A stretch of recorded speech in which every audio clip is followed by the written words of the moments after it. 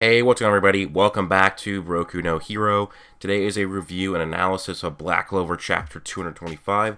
Now, I do want to say that unfortunately, last week's chapter review got falsely copyright striked by WHOAAAAAH. So, if you were wondering where that review went, well, yeah, it got taken down. I did counterclaim it though, so it should be back up. They've done this before.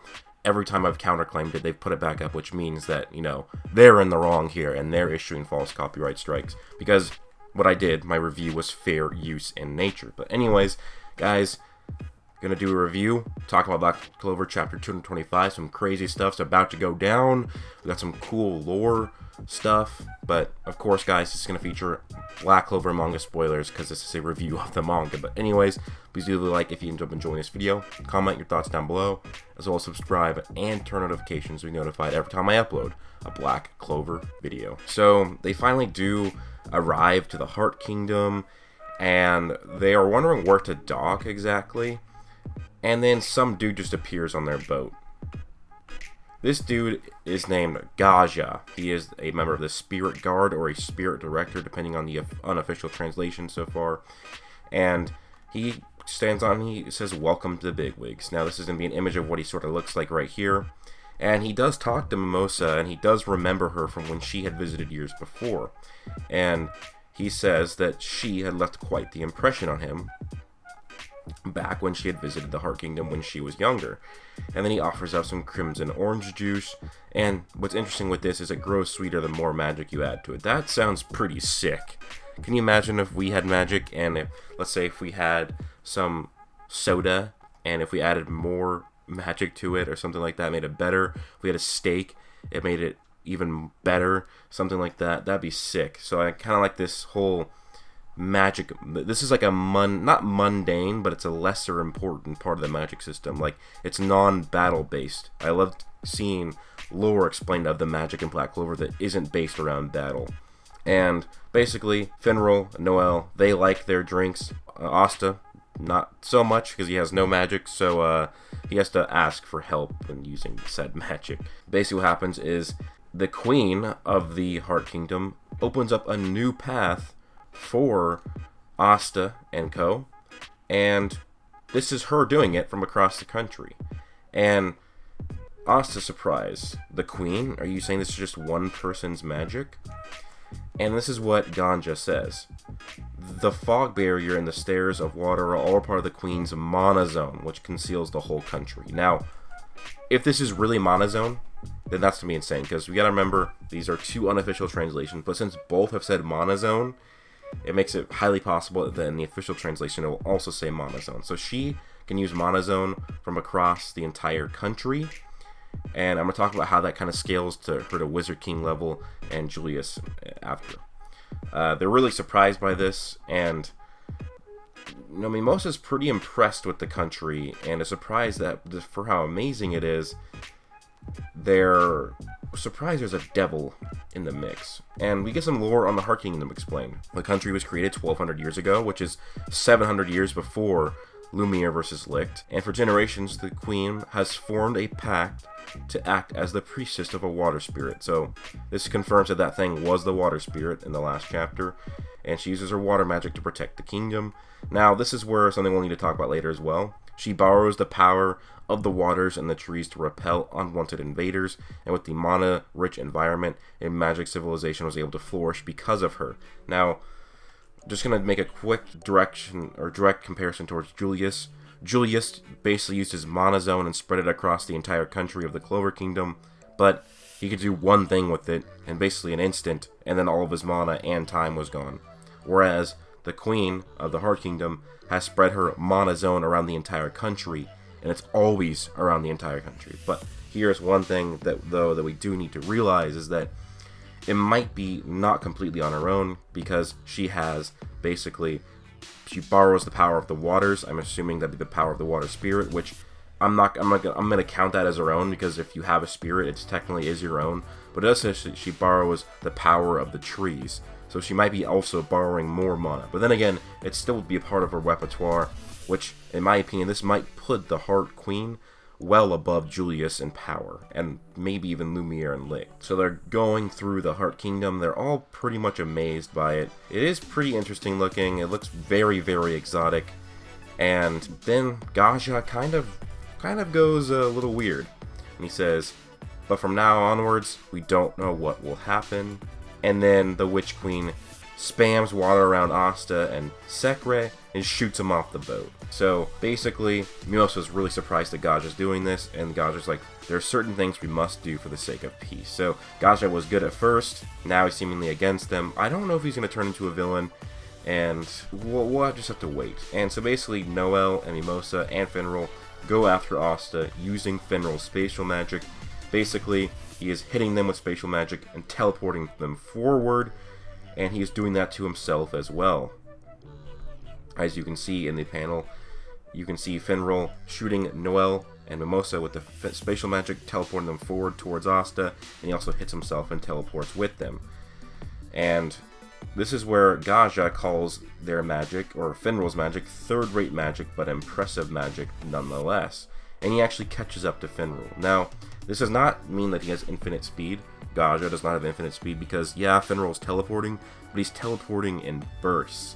He probably just got and caught up to the Finral while Finral had not used the teleportation yet, and therefore this wouldn't mean that, you know, Gaja had infinite speed like I've seen some people say. I'd still say he'd be very, very fast, because Finral is definitely in the many times faster than lights here with his magic, so this just proves that Gaja is quite fast, especially for how big the gap it was. Gaja was still in the boat, and Finral and everybody else had made a huge headway towards Asta, so he's well faster than them. Before Gaja can do anything to Finral, though, Noelle creates a sea dragon's nest around him and basically saves him, and he keeps on moving. And this is where we find something really weird and something I cannot wait to see what happens in the next chapter. Gaja is floating without using magic. What other sort of energy is he using, maybe? Or maybe it has something to do with the weird stuff he's wearing. Maybe the anklets or the belt that he's wearing has something to do with some other sort of energy. Is a different sort of energy gonna be revealed here? Now, he did say he was a spirit guide or a spirit director, depending on the translation, but I kind of took it as that he was, you know, that was the water spirit. But maybe there's a different type of energy called spirit, and that's gonna be something that's gonna be added to the power system of Black Clover. Because we gotta remember that they did say in the exposition for the Heart Kingdom they'd use a different type of magic, or use it differently, but they're calling this not magic. So maybe you can't even sense it, or it's just a different type of magic, and therefore they can't recognize that as magic. Noelle then proceeds to transform into her Valkyrie dress, and hopefully she's about to go off, and she's basically pissed off for even laying a hand on the comrade of Clover Kingdom royalty. And Gaja is actually really impressed with the Valkyrie dress. He says a strong, rare kind of magic, calls it first rate, and says it's a splendid display of water magic. And then Gaja says, I too shall get serious. And this is where a bunch of symbols start shooting out of his grimoire. And yeah, don't know what they are. I think some look like Greek symbols. I'm not sure. Yeah, I'll have to probably try and do some digging for you guys and see if I can find some of these symbols. I do think we might have seen them in Black Clover before. Not 100% sure. But still, Noelle was really shocked because she's like, what is that? So is this the different type of magic, or is this just not magic at all? But in my opinion, it has to be magic because he's wielding a grimoire here. And yeah, this is a Heart Kingdom's grimoire. There's a heart on it. Don't necessarily know how this is what it's gonna mean. Do the hearts have a version of a 4-leaf clover, or what? Don't necessarily know. Then Asta goes towards where the queen resides. She is in a giant crater in the ground. He falls through, lands, and hits the ground. And then you see a water creation magic here that is basically with armor. People are comparing this to the Valkyrie dress. It does have some similarities, but it's overall very different compared to the Valkyrie dress, so I don't really connect the two very much. And so this is basically what the queen says. I beg your pardon for the course that I put you on, but for the sake of my country, I've been waiting for your demon. Or probably what in the official translation is going to say, I've been waiting for your devil. Now, basically, don't really know what's going to happen here. Remember, she has a country level mana zone that is even greater than Julius's. She has the water spirit. She probably should be strong in her own right, but what is going to happen here? Like, that thing looks to be pure magic based. Remember, Asta can cut spirits like nothing because he has anti-magic. It really depends on how fast the spirit is and how strong it is, like when its attack potency. Durability doesn't matter if it's pure magic because Asta will be able to slice through it. But this would be interesting. I don't think that Asta's going to win this one. That'd be kind of dumb to go against what might be one of the strongest characters ever in Black Clover at this point, if not the strongest character, and he's by himself and he defeats this queen. That would be shitty, but honestly, wouldn't be surprised if he defeats this thing and then she keeps throwing more stuff at him. How's this gonna go down? Is Asta gonna just hold his own until Noelle, Finral, Mimosa, they all show up? Is Sekra gonna help in the battle against Asta? Because remember, Asta is not necessarily alone here against this Queen of the Hearts. Sekra was in the water ball with him in narrow form, but if she just transforms into a regular form, she could still be big help, you know? Don't know exactly what she can do. She hasn't shown great combat abilities as of yet, but I'm sure she could easily seal like this little water creation thing that Asta's about to fight. But I think what might happen, Asta holds his own, he's losing, and then basically Mimosa comes, heals Asta, and then it's basically Noelle and Asta, aided by Finral's magic, fighting against the Queen, and then Mimosa healing them when need be. But then again, that's going to be kind of anticlimactic, because that's only 4 characters, or I guess technically 5 if you had Sekre, to defeat the Queen. I don't know about that one. It makes me think that something else is going to happen, something that we don't necessarily expect. Like, is more Black Bulls going to show up? Is Golden Dawn going to show up? Is Yuno going to show up? Because a 5v1 versus what should be the strongest character in the kingdom, or maybe in Black Clover, I don't know what's going to happen here. Now, I really do hope that we do get to see Noelle Valkyrie dress alongside Black Clover, or Black Asta, and they fight. Maybe Asta will get to use even more of the Demon Dweller sword, and by absorbing like Noelle's water magic, Finral's spatial magic, and Mimosa's plant magic. What if he absorbs Sekra's healing, Noelle's water, Mimosa's plant, and Finral's spatial magic, and combines it with his anti-magic? That could be a pretty powerful combo against the Queen.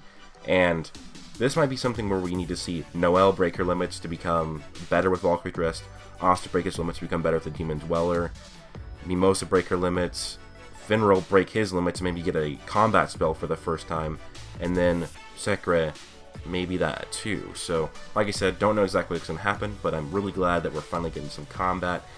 We've had a lot of chapters lately that are just purely story-based, almost no fighting whatsoever, and we're finally going to get with that. So, I do want to talk about Gaja real quick. I do think that they're going to defeat him, and that's a 3v1. You have Noelle with Valkyrie Dress, you have Finral, and then you have Mimosa to heal either of them if they need it. Yeah, Gaja was already like really impressed with Noelle's water magic and her Valkyrie Dress, so I do think they will pull a W out there, and then they'll meet up with Asta. I don't know what's actually going to happen here, you know? But anyways, let me know your thoughts. One thing, I hope Asta does not defeat the Queen on his own. In fact, I really hope that even if all 5 of them go against the Queen, that they do not defeat them on their own, or defeat her on their own. But anyways, guys, let me know your thoughts down below. Please leave a like, comment, and subscribe. Hope you guys all have an amazing day. Plus...